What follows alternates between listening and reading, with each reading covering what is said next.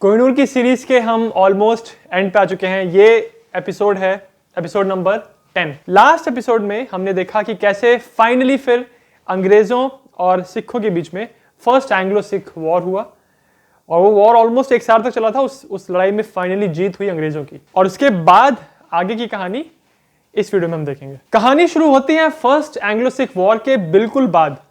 अब हालांकि यहाँ पे ब्रिटिश लोगों को जीत तो मिल गई थी, बट वो जानते थे कि इस जीत को उन्होंने बहुत मुश्किल से हासिल किया है।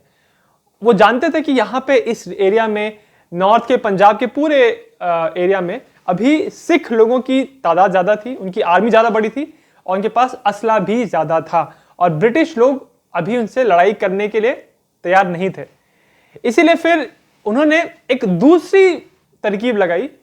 राजा दलीप सिंह को, जो कि इसमें बच्चे थे, उनको गुमराह करने के लिए और अपनी प्रेजेंस इस एरिया में बढ़ाने के लिए उन्होंने क्या कहा, जब वो लड़ाई जीते पहली वाली, तो उसमें उन्होंने कहा कि ठीक है, हम राजा दलीप सिंह को गद्दी से नहीं हटाएंगे। हालांकि हम जीते हैं यहाँ पे, बट उनको हम गद्दी से नहीं हटाएंगे, उनके एरिया को कैप्चर भी नहीं करेंगे।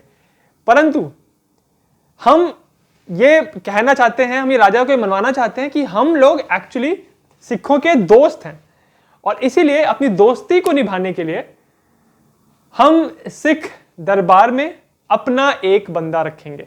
एक ब्रिटिश इंसान सिख दरबार में रहेगा और उसकी पावर यह रहेगी कि अगर राजा दिलीप सिंह कुछ कह रहे हैं स्टेट के मैटर्स में, अपने राज्य के मैटर्स में, तो उसको वीटो करने की, यानी उसके अगेंस्ट बोलने की अधिकार रहेगा उस ब्रिटिश बंदे को। उसके साथ उन्होंने ये भी एक शर्त रखी, ये भी उन्होंने कहा, क्योंकि हम दोस्त हैं सिख अंपायर के और राजा के, इसीलिए राजा के राज को प्रोटेक्ट करने के लिए हम उनके एरिया में अपनी फौज रखेंगे। एक्चुअली राजा के सामने अपनी सेना बढ़ा रहे थे, ये बोल के कि हमने ये सेना लेके आए हैं राजा की प्रोटेक्शन के लिए। और क्योंकि वो इस बिना पर ला रहे थे कि हमको राजा की मदद करनी है, इसीलिए जो ये फौज यहां पे ला रहे थे, उस फौज का जो खर्चा हो रहा था, जितना इक्विपमेंट उनको लग रहा था, सब कुछ राजा को भरना पड़ रहा था। सारा पैसा राजा को खर्चा करना पड़ रहा था। इसीलिए ऐसा कहते हैं कि लास्ट में आते आते सिख अंपायर में जो इतने ब्रिटिश फौजियों की, हालांकि ब्रिटिश फौजी नहीं थे, फौजी थे ईस्ट इंडिया कंपनी के, इंडियन फौजी थे वो, बट क्योंकि वो ब्रिटिश ईस्ट इंडिया कंपनी के फौजी थे, तो उनको सिख अंपायर में रखने के लिए, उनको जगह देने के लिए, उनकी छावनी को मेंटेन करने के लिए राजा ही पैसा पे कर रहा था। तो अल्टीमेटली अपने इन्वेजन को खुद करवाने के लिए राजा पे कर रहा था। ऐसी चाल चली अंग्रेजों ने। ये सब होते हुए सिख दरबार के सारे मंत्री देख रहे थे, बट कोई कुछ नहीं कर रहा था। सिर्फ एक ऐसा इंसान था जो ये सब होते हुए देख रहा था कि जो ब्रिटिश लोग चालाकी कर रहे हैं ना, दोस्त बोल के अपनी सेना बढ़ा रहे हैं यहाँ पे, उसमें उनका क्या एक्चुअली मोटिव है, ये होते हुए देख रही थी राजा की माताश्री, जिनका नाम था रानी जिंदन। उन्होंने कहा अपने दरबारियों को, मंत्रियों को कि ये देखिए, ये कैसे हमारे राज को खोखला कर रहे हैं अंदर से, बट कोई भी उनके अगेंस्ट आवाज नहीं उठा रहा था। और रानी जिंदन ही अकेले ब्रिटिश लोगों के खिलाफ प्रोटेस्ट कर रही थी। बट रानी ये बात जानती थी कि उनको कुछ ना कुछ तो करना है यहाँ पे। इसी दौरान ये हुआ कि ब्रिटिश लोग जानते थे कि तेज सिंह, जो कि सिख आर्मी के कमांडर थे, उन्होंने हेल्प की थी ब्रिटिश लोगों की इस लड़ाई को जीतने के लिए। तो उसको इनाम देने के लिए ब्रिटिश लोगों ने राजा को कहा कि आप सियालकोट की जो जागीर है, इस पूरे एरिया से जितना टैक्सेशन, जितनी कमाई होती है, सब कुछ तेज सिंह को जाना चाहिए। अब जब ये डिसाइड हुआ तो फिर रानी जिंदन ने कहा कि इस चीज को हम एक्सेप्ट नहीं कर सकते, क्योंकि तेज सिंह सब जानते थे कि गद्दार है। तो रानी ने फिर दलीप सिंह को कहा कि जब ये पूरी सेरेमनी होगी जिसमें तेज सिंह को तिलक लगाएंगे दिलीप सिंह, उसमें रानी जिंदन ने पहले ही बोल दिया दिलीप सिंह को कि आप उसको तिलक मत लगाना, इसको ऑफिशियली एक्सेप्ट मत करना। और जब ये फाइनली सेरेमनी होने गई तो भाई दलीप सिंह ने तिलक नहीं लगाया, उन्होंने मना कर दिया उसको ऑफिशियली वो पोजीशन देने के लिए। और ये चीज देख के तेज सिंह को बहुत गुस्सा आया, उसको इंसल्ट फील हुई, और उससे ज्यादा इंसल्ट फील हुई ब्रिटिश लोगों को, क्योंकि ब्रिटिश लोगों की ऑफिशियल बात को सामने से दिलीप सिंह ने मना कर दिया था अपनी माता के कहने पे। तो फिर ब्रिटिश लोगों को समझ में आया कि भाई यहां पे जो प्रॉब्लम है, हालांकि उन्होंने काफी पावर हासिल कर ली है सिख अंपायर के ऊपर, बट अभी भी जो राजा हैं दलीप सिंह, वो बहुत छोटे हैं और वो पूरी तरह अपने मदर के इन्फ्लुएंस में हैं। तो उनकी माताश्री को उनसे अलग करने के लिए ब्रिटिश लोगों ने क्या चाल चली। साल 1847 में दिसंबर का वो महीना था जब दलीप सिंह 9 साल के थे, तो उनको शालीमार गार्डन्स भेजा गया और रानी जिंदन को सबके सामने उनसे महल से उनको निकाल दिया गया। उनको महल से निकाला जा रहा था, तब भी रानी जिंदन अपने सारे लोगों को आवाज दे रही थी कि ये देखिए क्या कर रहे हैं लोग, मेरे को अपने बेटे से अलग कर रहे हैं, और इनकी चाल देखिए यहाँ पे। बट किसी ने उनकी मदद नहीं की, उनको महल से निकाल दिया गया और उसके बाद वहां से हटा के उनको कुछ 10 दिनों के लाहौर फोर्ट में रखा गया। और उसके बाद उन्होंने ये भी डिसाइड किया कि यहाँ पे भी इनको रखना सेफ नहीं है, इनको जितना दूर हो सकता है यहाँ से दूर ले जाओ। और इस प्रकार जो ब्रिटिश लोगों के सामने सबसे बड़ा कांटा था, राजा दिलीप सिंह की मदर, उनको उन्होंने यहां से अलग कर दिया। दूसरी तरफ ईस्ट इंडिया कंपनी का जो नया गवर्नर जनरल था, उसका नाम था लॉर्ड डलहौजी। उसने अब चार्ज लिया इस कंपनी का और ब्रिटिश लोगों के राज का इंडिया में, और उसने फिर देखा कि अब मैं सिख अंपायर को एक अलग तरह से डील करूंगा। अब जब ब्रिटिश लोगों का एकदम स्मूथ राज हो गया तो उन्होंने अपने टैक्सेस बढ़ाना शुरू किया, और फिर वो यही कह रहे थे कि क्योंकि फर्स्ट एंग्लो सिख वॉर में हमारा इतना नुकसान हुआ तो उसकी भरपाई भी आप ही करो। तो सिख लोगों पे बहुत प्रेशर आ रहा था, उनका टैक्सेशन बढ़ रहा था। और एक बहुत बड़ी सिटी थी उस जमाने में जो सिख अंपायर में थी, मुल्तान, जो आज पाकिस्तान में है, वो बहुत बड़ी सिटी थी और वहां पे लोगों में खासी नाराजगी थी ब्रिटिश लोगों के अगेंस्ट। और जब उन्होंने देखा कि टैक्स बढ़ रहा है तो लोगों में गुस्सा बढ़ रहा था। बट वो होता है ना कि आप एक कोई कंटेनर है, वो बहुत गर्म हो रहा है, प्रेशर बढ़ रहा है उसमें, बट उसको निकलने के लिए बस एक छेद चाहिए होता है और फिर एकदम फूट के बाहर निकलता है। बिल्कुल ऐसा यहां पे भी हुआ। उस जमाने में मुल्तान के गवर्नर थे दीवान मुलराज, और ये सिख अंपायर के प्रति और राजा दिलीप सिंह के प्रति बहुत वफादार थे। बट जब ये देखा अंग्रेजों ने कि ये बंदा ना बहुत वफादारी करता है दिलीप सिंह की, तो क्या करेंगे, इसको हटा के उन्होंने एक दूसरे बंदे को गवर्नर बनाया जो ब्रिटिश लोगों के प्रति लॉयल था। इस बंदे का नाम था सरदार खान सिंह।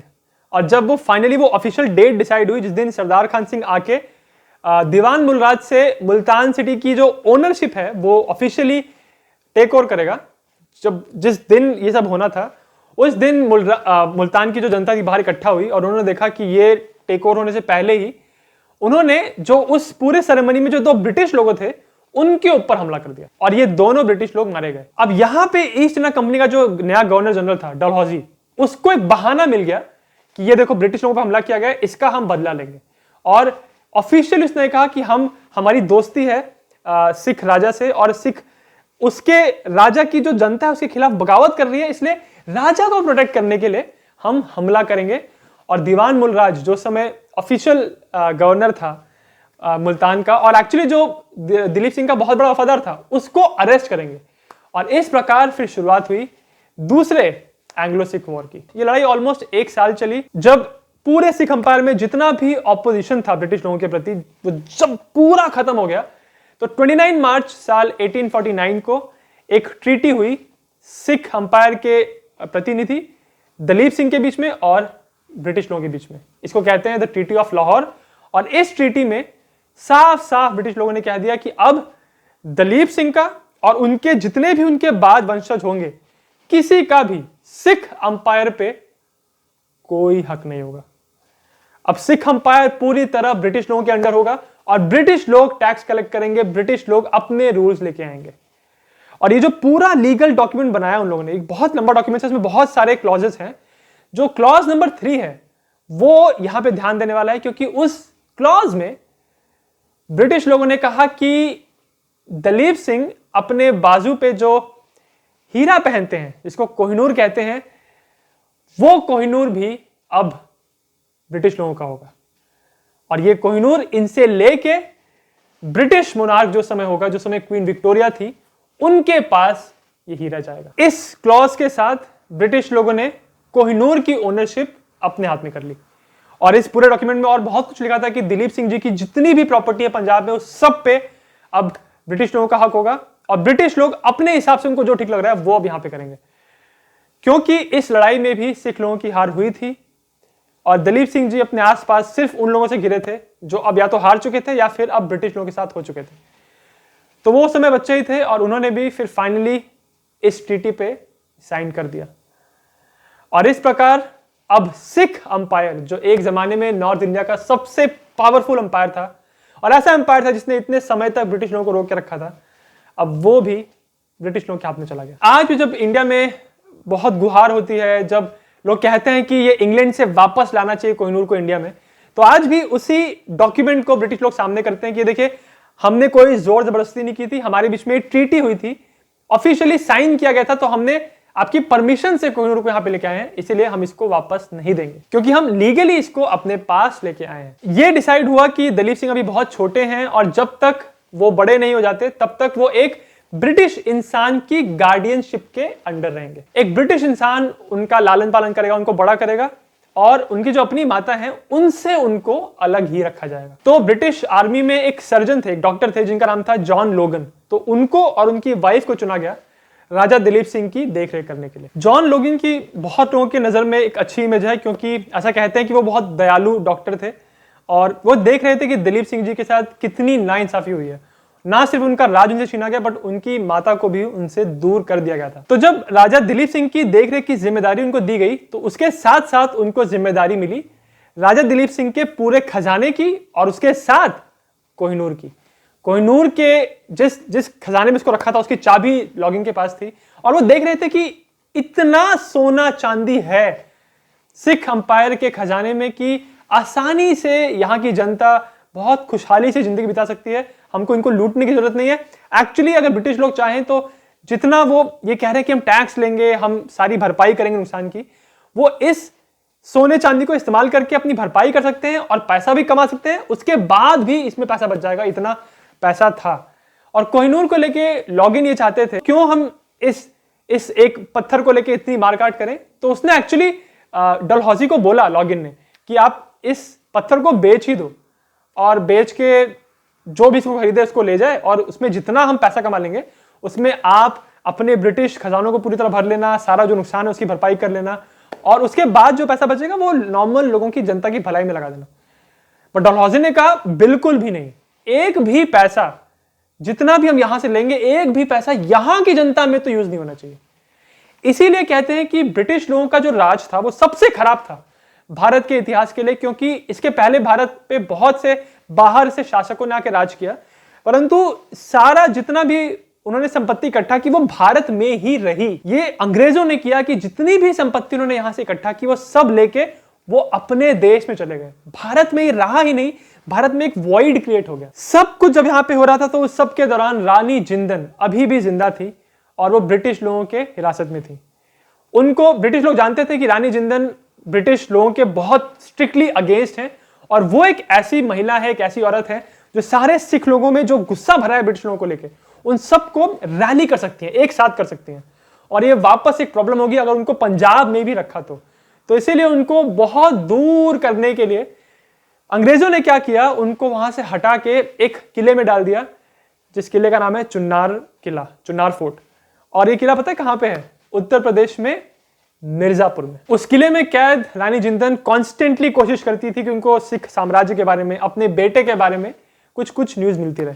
बट जब उनको पता चला कि ये ट्रीटी साइन हो गई है और दिलीप सिंह से उनका राज अब निकल जाएगा उनके हाथ से, तो उसके कुछ ही दिनों के बाद अप्रैल साल 1849 में चुन्नार फोर्ट से भाग निकली रानी जिंदन। और ऐसा कहते हैं कि निकलते समय रानी जिंदन ने एक नोट लिख के छोड़ा था ब्रिटिश लोगों के लिए कि आप जितनी भी कोशिश कर लो, मुझे आप कैद नहीं कर सकते। वहां से निकलने के बाद ऑब्वियसली, क्योंकि वो जिस एरिया में थी उत्तर प्रदेश के, वो सब कुछ उस समय ब्रिटिश लोगों के कंट्रोल में था, तो जानती थी कि कहीं पे भी वो सेफ नहीं है। इसलिए वहां से निकल के वो जंगलों से होते हुए बहुत लंबा डिस्टेंस ट्रैवल करते हुए 800 किलोमीटर से भी ज्यादा डिस्टेंस ट्रैवल किया उन्होंने, और वो पहुंच गई नेपाल। नेपाल में कुछ देर छुपने के बाद रानी जिंदन ने डिसाइड किया कि उनको बाहर आना होगा। इसीलिए उन्होंने नेपाल के जो राजा थे उस समय जंग बहादुर, उनसे उन्होंने मुलाकात की। और जंग बहादुर की एक्चुअली अच्छी रिलेशनशिप थी सिख अंपायर से, बट अब क्योंकि ब्रिटिश अंपायर ने, ब्रिटिश कंपनी ने कैप्चर कर लिया था सिख अंपायर को, और नेपाल में भी उनका बहुत इन्फ्लुएंस था, और जंग बहादुर डर रहे थे कि अगर मैंने इनकी बहुत हेल्प की रानी की, तो ये मेरा अंपायर ही मुझसे पूरी तरह छीन लेंगे। इसीलिए जब अंग्रेजों ने देखा, अंग्रेज पहले ही पहुंच चुके थे जंग बहादुर के पास, उन्होंने देखा कि ये रानी से मिलने के लिए आ रही हैं, तो उन्होंने जंग बहादुर को कहा कि तुम इसको रहने दो यहाँ पे, बट सिर्फ इस कंडीशन में कि कभी भी वापस सिख अंपायर छोड़ो, पंजाब छोड़ो, भारत में भी आने की कोशिश नहीं करेगी, अपने बेटे को कांटेक्ट करने की कोशिश नहीं करेगी, और ऐसी कोई भी कोशिश नहीं करेगी जिससे ब्रिटिश अंपायर को भारत में कोई प्रॉब्लम क्रिएट हो। रानी जिंदन नेपाल पहुंचते पहुंचते फिजिकली बहुत बुरी तरह वीक हो चुकी थी, और वो जानती थी कि अब यहां से आगे जाने का कोई स्कोप नहीं है। इसीलिए अपने दिल पे पत्थर रखते हुए रानी जिंदन ने इन शर्तों को मान लिया। जब ये सब कुछ अत्याचार कर रहे थे ब्रिटिश लोग, तो इसको अपनी जनता के सामने जस्टिफाई करने के लिए, रानी क्वीन विक्टोरिया के सामने जस्टिफाई करने के लिए डलहौजी और यहाँ के सब लोग ये कहते थे, ये इन्फॉर्म करते थे अपने लोगों को, ब्रिटिश लोगों को, कि वो इसलिए कर रहे हैं रानी जिंदन के साथ ये सब क्योंकि रानी जिंदन एक सही औरत नहीं है। वो अपने बेटे को बहुत मारती थी, दिलीप सिंह को बहुत कंट्रोल करके रखती थी और उनकी अच्छी परछाई नहीं थी दिलीप सिंह के ऊपर, इसलिए उनको दूर करना जरूरी था। ये बहुत ही ईविल औरत है, ऐसी खराब इमेज पोर्ट्रे कर रहे थे वो ब्रिटिश लोगों के सामने। इसलिए मैं हमेशा कहता हूं कि जनता को अक्सर सच्चाई का पता ही नहीं होता है। हमको जो हमारे लोग, जो हमारे लीडर्स हमको बोलते हैं, हम उस बात को मान लेते हैं, बट रियलिटी कुछ और ही होती है। तो वो एक ऐसी औरत थी जो अपने साम्राज्य को बचाने की कोशिश कर रही थी ब्रिटिश लोगों से, बट ऐसा ब्रिटिश लोग पोर्ट्रे कर रहे थे कि ये औरत एक नंबर की विलन है, इसको अपने बेटे से दूर ही रखना चाहिए। और इस सब चीजों में जो रियल तकलीफ हो रही थी वो रानी जिंदन को ही हो रही थी, क्योंकि इस सबको एक बार आप साइड में भी कर दो तो at the end of the day Rani Jindan एक मां थी और उनके बेटे से उनको दूर रखा जा रहा था। जब ये सब कुछ नेपाल में चल रहा था तो वहां दूसरी तरफ पंजाब में फरवरी का महीना था, साल था 1850।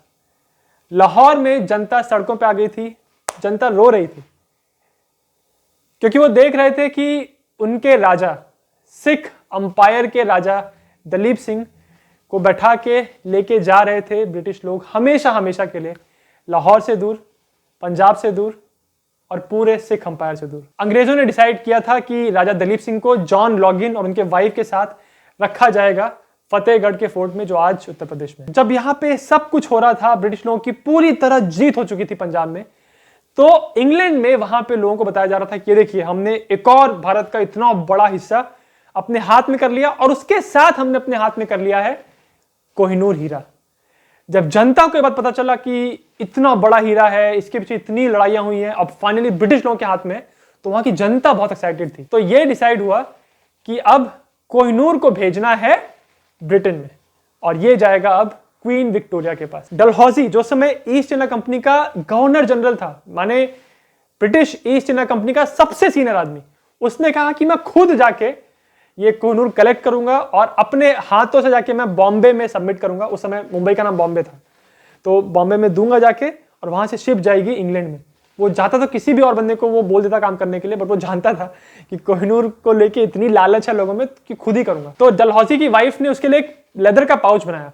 उस पाउच को लेके जब डलहौजी पहुंचा पंजाब, उसने देखा वहां के खजाने में कि ये इतना बड़ा सा हीरा है, तो उसने देखा कि इसका शेप तो हीरे जैसा नहीं है क्योंकि एक पत्थर जैसा शेप है, बट ये बात तो है कि भाई इसमें इस हीरे में इतनी हिस्ट्री छुपी हुई है कि अब ये हमारे पास है तो सिर्फ इसकी पैसे की वैल्यू नहीं है, अगर ये हीरा हमारे पास है तो ये बात दिखाता है कि ब्रिटिश अंपायर में कितनी ताकत है, तो इसकी एक सिंबॉलिक वैल्यू है।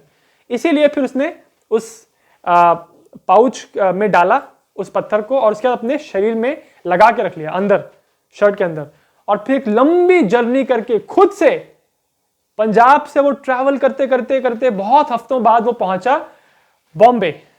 और जब बॉम्बे पहुंच के इसने बोला कि फटाक से इसको एक शिप पे डाल के इसको भेजो इस हीरे को, तो उसको बोला गया नहीं भाई अभी कोई शिप रेडी नहीं है इसको लेके जाने के लिए, क्योंकि सारी शिप्स ऑलरेडी कहीं कहीं गई हुई हैं। तो उसने बोला ओहो, फिर और कुछ वेट करना पड़ेगा। तो कोहिनूर बॉम्बे पहुंचने के बाद वहां के जो ब्रिटिश ऑफिस है वहां पे फिर 2 महीने तक रुका था। तो इसीलिए आप कह सकते हैं कि कोहिनूर भारत में बहुत जगह घूमा है और बॉम्बे, मुंबई भी उसमें से एक जगह है। 2 महीने के लंबे इंतजार के बाद फाइनली अप्रैल साल 1850 में वो दिन आया जब एक शिप तैयार हो गई, HMS मीडिया जिसका नाम था। उस शिप को कहा गया कि ये शिप अब ये बहुत ही वैल्यूएबल कार्गो लेके ब्रिटेन जाएगी। ऑब्वियसली जो उस शिप का जो क्रू था उसमें किसी को पता नहीं था सिवाय कैप्टन के कि इस शिप में जो इतना सामान लोड किया जा रहा है उसमें एक सामान में कोहिनूर हीरा भी है। कोहिनूर को बहुत सारे डब्बों में पैक किया गया और फाइनली एक बड़ा सा मेटल का बड़ा सा बॉक्स था, उसमें बहुत सारे ताले लगाए गए और 4 चाबियां ली गई। उन चारों चाबियों को, एक चाबी कैप्टन को दी गई, एक चाबी किसी और को, और वो चारों बंदे अब आ गए शिप के ऊपर। और जब ये शिप सेल की और बॉम्बे से दूर निकल के जब चारों तरफ सिर्फ और सिर्फ सागर था, तब एक बार के लिए जिस बंदों के हाथ में चाबी थी उनको अब हो गया कि अब ये हीरा कहीं जा नहीं सकता, कोई चोरी भी करेगा तो उस शिप पे ही रहेगा, अब उनको कोई भी खतरा नहीं है। परंतु अगर कोहिनूर साथ में है और खतरा ना हो, ऐसा तो मुश्किल है। जब ये इसको लेके चल रहे थे, उसके कुछ दिनों के बाद उन्होंने देखा कि शिप में नीचे के डिपार्टमेंट में, नीचे वाला जो एरिया होता है उसमें जो काम करते हैं, उसमें उन्होंने देखा कि 2 लोग मरे पड़े हुए हैं। और वो मरे कैसे थे? कॉलेरा और डायरिया से। और ये बीमारी बहुत तेजी से क्रू में फैल रही थी और सारे लोग बीमार पड़ रहे थे। अब ब्रिटिश लोग डरने लग गए कि अब क्या करें, क्योंकि अगर क्रू इनका मरने लगा तो ये शिप चलेगी कैसे आगे। और दूसरी तरफ अगर इन्होंने शिप को कहीं रोक दिया किसी जगह पर जाके और उनको पता चल गया कि यहाँ पे कोहिनूर है, तो भाई इसको लूट लिया जाएगा। बट उन्होंने देखा कि भाई शिप आगे चल ही नहीं पाएगी अगर ना रोका जाए, तो इसलिए उन्होंने डिसाइड किया कि हम रुकते हैं। वो मॉरिशस के जब पास पहुंचे तो मॉरिशस में उन्होंने कहा कि हमको, हमारी शिप में लोग बीमार हैं, हमको मेडिसिन चाहिए, हमको खाना पीने के लिए चाहिए। तो मॉरिशियन अथॉरिटी ने कहा कि किसी भी कीमत पे शिप को यहाँ मत लाना मत, क्योंकि अगर आपने शिप को यहाँ पे लेके आए तो ये बीमारी आप यहाँ फैलाओगे। तो उन्होंने कहा कि नहीं नहीं, हमको जरूरत है। तो मॉरिशियन अथॉरिटीज ने यहाँ तक कह दिया था कि हम आपकी शिप पे फायर कर देंगे। और उस शिप पे कोहिनूर था, तो ऑब्वियसली बहुत में बहसबाजी हुई और फाइनली डिसाइड हुआ कि ठीक है, उस शिप के लोगों को नीचे उतारा नहीं जाएगा, बट कुछ खाना, कुछ फ्यूल दिया गया शिप के लोगों को और कुछ मेडिसिन भी दी गई। उनको बोला चलो जाओ, अब आगे तुम रास्ता नापो अपना, यहाँ पे मत आना। और एक बार फिर कोई और रास्ता ना होने की वजह से वापस इस शिप ने अपनी जर्नी कंटिन्यू की ब्रिटेन के लिए। और उनको लगा कि ठीक है चलो, अगर बीमार होते सही तो पहुंच तो जाएंगे। परंतु फिर से एक प्रॉब्लम हुई। जब वो आगे चल रहे थे तो कुछ हफ्तों के बाद एक बहुत भयंकर तूफान आया और ऐसा लग रहा था कि शिप के चिथड़े उड़ जाएंगे, इतना तेज वो तूफान था। और फिर से जिन 4 लोगों के हाथ में ये चाबी थी, उनको लगने लगा कि ये कोहिनूर का ही ये प्रकोप है, ये अभिशाप है कि जहां ये पत्थर जाता है वहां सिर्फ सर्वनाश ही होता है। और शायद अब ये पत्थर जो है इस शिप को अपने साथ समुंदर के अंदर ले जाएगा। और जो कहते हैं ना कि पत्थर समुंदर में ही बिलोंग करता है, तो वहीं चला जाएगा अल्टीमेटली। बट शायद से कोहिनूर की किस्मत में कुछ और लिखा था। ये शिप नहीं डूबी। 12-13 घंटे इस शिप को बहुत उछाला पानी ने, फेंका इधर उधर, बहुत डैमेज हुई शिप, बट टूटी नहीं। और फाइनली ये शिप पहुंच गई अब इंग्लैंड। इसको आज हम इंग्लैंड कहते हैं, उस समय पूरा ब्रिटेन का एरिया था। तो 30 जून साल 1850 में कोहिनूर पहुंच गया था ब्रिटेन की जमीन पर। जब इतनी मुश्किलों के बाद फाइनली ये हीरा अब ब्रिटेन पहुंच गया, तो इसके जितने भी जिम्मेदार लोग थे उन्होंने कहा कि चलो भाई, जान छूटी, चाबी लो, पकड़ो, इसको लेके जाओ, हमको नहीं चाहिए। वो लोग बहुत खुश हो गए और उनको लगा कि अब ये जो इसका प्रकोप है वो खत्म हो जाएगा। परंतु जब ये हीरा यहां पहुंचा था, उसी के कुछ दिनों के अंदर ही क्वीन विक्टोरिया, जो ब्रिटेन की रानी थी उस समय, उनके ऊपर एक हमला हुआ। उनको किसी इंसान ने उनके सर पे बहुत जोर से मार दिया था। वो खून वून बहने लग गया था, सर पे चोट लग गई थी और ऐसा लग रहा था कि ये इंसान ने मारने की कोशिश की थी क्वीन विक्टोरिया को। तो फिर से एक बार ये कहा गया कि ये डायमंड का ही कुछ तो ये कमाल है। इसके बाद ये डायमंड आने के बाद जो एक ब्रिटेन के फॉर्मर प्राइम मिनिस्टर थे रॉबर्ट पील, वो घुड़सवारी कर रहे थे, उनके घोड़े ने उनको उठा के फेंक दिया और उनकी फिर मृत्यु हो गई।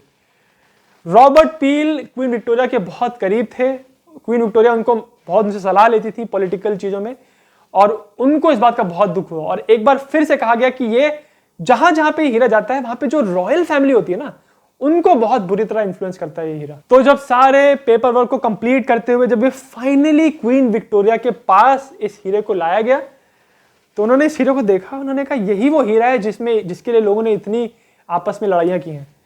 और उन्होंने उस दिन अपनी डायरी में लिखा था कि उनका क्या एक्सपीरियंस था। और उस दिन की जो उनकी डायरी एंट्री है, उसके बारे में ये कहते हैं कि उन्होंने ज्यादातर जिक्र किया रॉबर्ट पील का, कि वो कितने महान इंसान थे, कितने अच्छे दोस्त थे, और उनका निधन हो गया।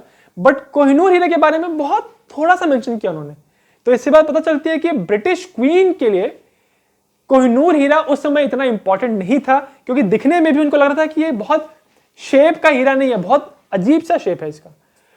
बट अब जो क्वीन के जो पति थे प्रिंस एल्बर्ट, उनको था कि अपनी इमेज को बड़ा करने के लिए और लोगों को दिखाने के लिए कि देखो ब्रिटिश एम्पायर क्या क्या कर रहा है, उन्होंने डिसाइड किया कि हम कोहिनूर को और उसके साथ ब्रिटिश एम्पायर पूरी दुनिया में जहां जहां फैला है, उस पूरे एम्पायर से जितनी भी चीजें हमने लूटी हैं, जितनी चीजें इकट्ठा की हैं, उन सारी चीजों को इकट्ठा करके एक जगह पे डालेंगे और एक बड़ा सा एग्जीबिशन करेंगे। सब लोग आके देखें कि हमने अपने पूरे एम्पायर से कितनी महान महान चीजें इकट्ठा की हैं। तो ये डेट थी 1 मई 1851। पूरी ब्रिटेन की जनता एक्साइटेड थी कि कोहिनूर अब आ गया है ब्रिटेन में, देखें भाई कि क्या है इस हीरे में, क्या बात है, हमको भी देखना है। और जब ये एग्जीबिशन खुला, इसको द ग्रेट एग्जीबिशन कहते हैं, तो पूरे लंदन में इतनी भीड़ थी कि कहते हैं कि सड़कों पे चलने की भी जगह नहीं थी और सब लोग देखना चाहते थे कि कोहिनूर में क्या बात है। और जब लोगों ने कोहिनूर को देखा और पहला दिन खत्म हुआ एग्जीबिशन का और रिव्यूज आने स्टार्ट हुए, उस जमाने में रिव्यूज मतलब लोग क्या कह रहे हैं, क्या सुनाई पड़ रहा है, तो ये बातें आ रही थी सामने कि कोहिनूर इतना भी खास नहीं है, बहुत ही नॉर्मल सा दिखने वाला पत्थर है जो देखने से लगता है कांच जैसा है और उतना चमक भी नहीं रहा है।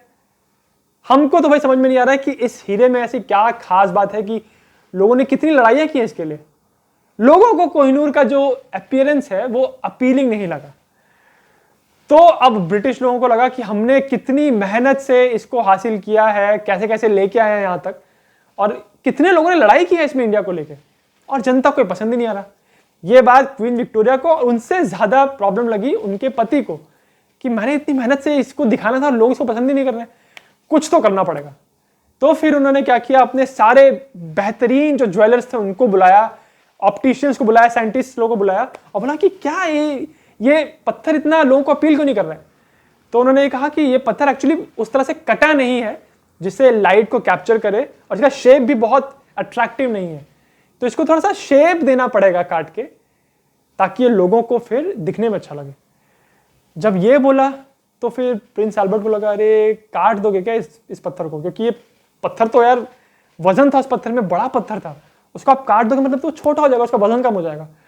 बट जब सब यही कह रहे थे तो उसने कहा कि ठीक है। फिर दूसरी तरफ से एक डच कुछ ज्वेलर्स है जो उस समय हॉलैंड में जो सबसे बड़ी कंपनी थी पत्थरों को लेके, डायमंड्स को लेके, वो लोग आए, उन्होंने कहा कि हाँ इसको काटना तो पड़ेगा बट हम लोग आपको कहते हैं कि हम आपको इसको इस तरह से काट के देंगे कि इसका वजन कम नहीं होगा, छोटा नहीं होगा, हम इसको बहुत स्मार्ट तरीके से काटेंगे। तो प्रिंस एल्बर्ट को लगा कि ठीक है यार चलो, अगर आप इसके साइज को कम नहीं कर रहे हो तो ठीक है, इसको ले जाओ। और फिर कोहिनूर को पहली बार पूरे औजारों के साथ उस पर काटने का काम उसको शुरू हुआ।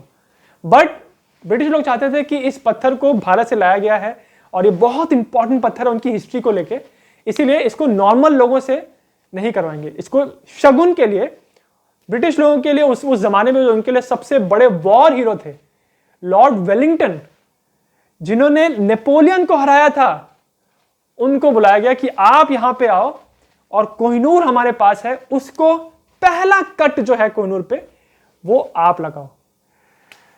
तो लॉर्ड वेलिंगटन उस समय 80 साल से भी ज्यादा वृद्ध थे, उनको बुलाया गया, वो घोड़े पे आए, सब लोग देख रहे थे उनको, और वो उतरे घोड़े से, बहुत टगमगाते हुए वो कोहिनूर के पास पहुंचे। उन्होंने भी देखा कि ये पत्थर क्या क्या किया है इस पत्थर के लोगों ने। और फिर एक्चुअली लॉर्ड वेलिंगटन ने भारत में भी सर्व किया था पहले, अपने जब वो जवान थे तो उन्होंने ब्रिटिश आर्मी में भारत में सर्व किया था, इसलिए उनको इस पत्थर की वैल्यू पता थी। तो उन्होंने अपने वो औजार उठाया और एक हल्का सा कट मारा उसके ऊपर, और इस प्रकार कोहिनूर पे पहला मशीन का कट लगाया गया। अब आप इसको इत्तेफाक कहिए या कुछ भी कहिए, बट इस पत्थर पे पहला कट लगाने के बाद लॉर्ड वेलिंगटन, जिनको द आयरन ड्यूक भी कहते हैं, 8 हफ्ते 4 दिन के बाद उनकी मृत्यु हो गई। इस बात को भी जोड़ा गया कि जो कोहिनूर के आसपास आता है वो इंसान बचता नहीं है, और उनकी मृत्यु के कुछ ही दिन के बाद इस कटे हुए कोहिनूर को वापस प्रिंस एल्बर्ट के सामने लाया गया। अब एल्बर्ट इस पत्थर को देख के खुश भी हुए और नाराज भी हुए। नाराज इसलिए हुए क्योंकि उन्होंने कहा था कि इस पत्थर को काट के छोटा नहीं करेंगे, बट उन्होंने काफी छोटा कर दिया था। उन्होंने अपनी प्रॉमिस पे वो कायम ही नहीं रहे, और अब वो पत्थर इतना छोटा हो गया था कि वो अब एक पाम पे आसानी से आपकी हथेली पे आ रहा था। तो ये देख के प्रिंस एल्बर्ट को बहुत ही गुस्सा आया, वो बहुत नाराज हुए। दूसरी तरफ वो ये देख के बहुत खुश है कि अब ये पत्थर लग रहा है कि बहुत ही ब्रिलियंटली चमक रहा है, और उनको लगा अब इसको दिखाते हैं जनता के सामने, वापस इसको डालते हैं, शो पे डालते हैं।